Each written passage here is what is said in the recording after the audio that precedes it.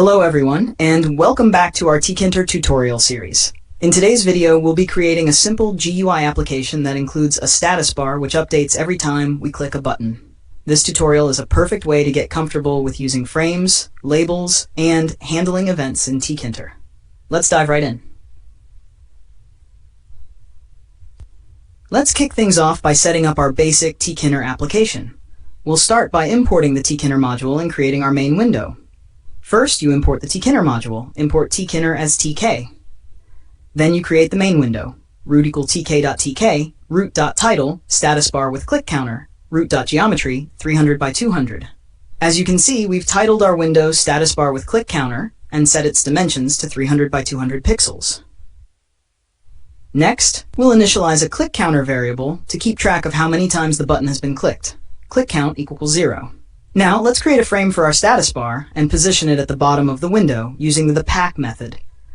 Status frame equals tk.frame, root beat equals 1, relief tk.sunken, status frame.pack side equals tk.bottom, fill equals tk.x.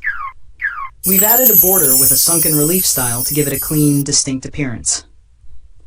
To display messages in our status bar, we'll use a StringVar to hold the status message and a label widget to show it. The label will automatically update whenever the StringVar changes. StatusVar equals tk.stringvar, statusvar.setReady. Status or label equal tk.label, status frame, text variable equals statusvar, anchor equals tk.w, status label.packfill equals tk.x. We're setting the initial status to ready and anchoring the text to the left side of the label using anchor equals tk.w. Next, let's create a button that will update the status bar and increment our click counter each time it's pressed. Button equals tk.button, root, text equals click me, command equals on button click, button.pack, patty equals 20. We're placing the button in the center of the window using some padding. Now, when this button is clicked, the on button click function will be called. Let's define the on button click function, which will update the status message with the current click count. Def update status message, statusvar.set message. Def on button click, global click count equals 1, update status, f, button clicked, click count times.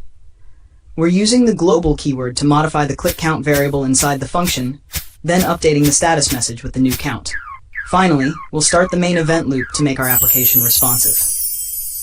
Root.mainLoop. Now let's run the application and see it in action. Every time I click the button, the status bar updates with the new click count. And that's it. You've just created a simple Tkinter application with a dynamic status bar.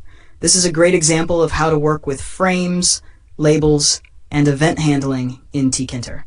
If you found this tutorial helpful, don't forget to like the video, subscribe to the channel, and hit the bell icon for more Tkinter tutorials. See you in the next one.